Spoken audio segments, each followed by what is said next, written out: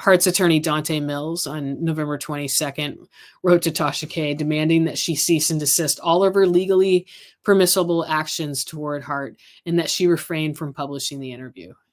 Okay, Exhibit C. Did I get this attached? Somebody just sent this to me. Yeah, here it is. Oh, we got to read this. This office represents Kevin Hart. I am writing regarding your recent and ongoing violations of civil and criminal law, and to demand that you immediately cease and desist all such activity. You have already engaged in criminal conduct in, I'm going to mispronounce this word, tortious acts that would entitle Mr. Hart to monetary damages against you, should he elect to commence civil action regarding this matter. To the extent that you do not cease and desist now, your liability for such monetary damages will increase, as will your exposure to criminal penalties. And this is November 22nd, they wrote this. As you are no doubt aware, recently, someone on Mr. Hart's team was contacted by an unknown individual who indicated that she was affiliated with you and or your blogs.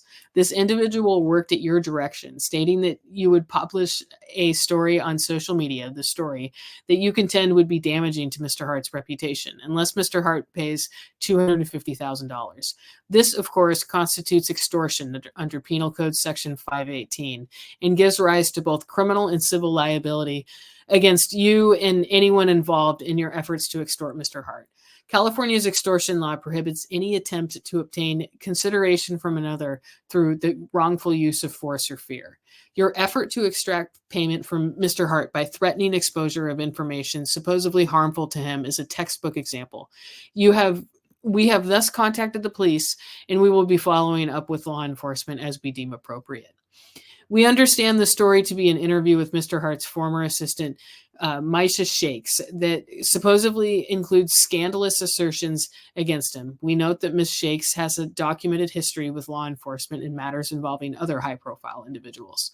In advance of your threatened publication of the story, you posted a teaser with Ms. Shakes on YouTube.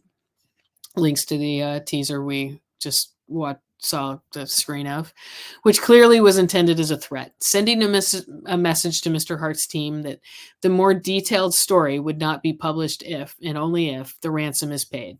Your statement at approximately the 2:06 mark of the teaser video that when we don't pay, we have to get money by any means necessary is particularly damning and leaves no ambiguity that criminal extortion was your intent.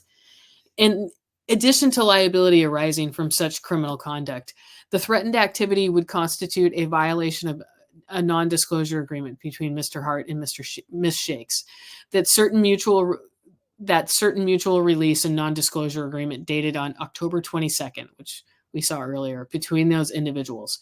While we do not presently know the specifics of the story or of Ms. Shakes' assertion, the subject matter of the story to which the YouTube teaser alludes would necessarily derive from information Ms. Shakes gained while in Mr. Hart's employ, and thus all squarely within the NDA's definition of confidential information. So according to the lawsuit, she published the interview fully a month later. Just a few days ago, she published this. After she had this, she sat on this letter. She had it a month, and she opened it and read it on November 22nd. She decided to go forward. It's crazy. But any such disclosure from Ms. Shakes in connection with the story therefore constitutes a clear violation of the NDA's term. To the extent that you were to facilitate a breach of the NDA by publishing the story, you'd be subject to civil liability for intentional interference with contractual relations. That's one of the claims here in the lawsuit, as well as aiding and abetting Ms. Shakes' conduct against Ms. Hart, in addition to direct liability resulting from your own contact.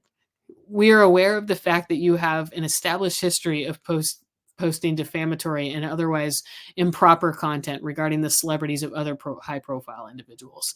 They cite, for example, the Cardi B case, of course. You and your accomplices' actions with respect to Mr. Hart are more of the same, in addition to being flatly criminal, as set forth above.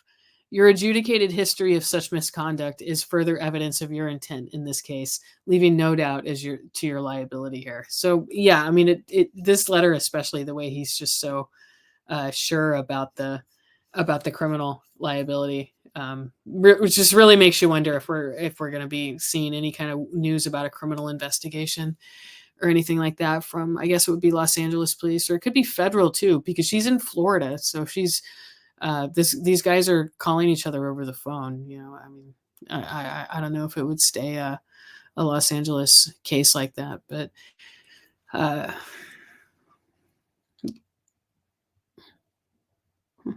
we are also aware that you have recently filed for bankruptcy protection. You should be advised that under Bankruptcy Code Section 523, debt incurred as a result of a debtor's willful or malicious injury to a creditor.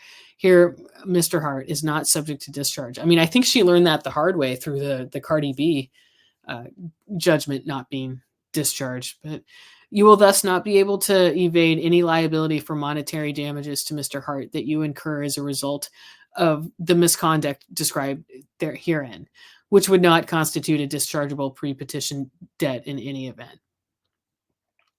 In light of the foregoing issues, we demand that you immediately cease and desist all activity in public statements relating to the story and refrain from any publication or a threatened release of the story. Please have your attorneys contact me to discuss this matter further in detail. That's just his office number. We note that the foregoing is not an exhaustive resuscitation of applicable facts and law relevant to the matter, and none of the above constitutes a waiver of any of Mr. Hart's rights of remedy with respect thereto. He probably has a form letter that he kind of works with there at the firm, but that seemed very very sharp and to the point. And we saw that he didn't. Tasha K did not cease, nor did she desist.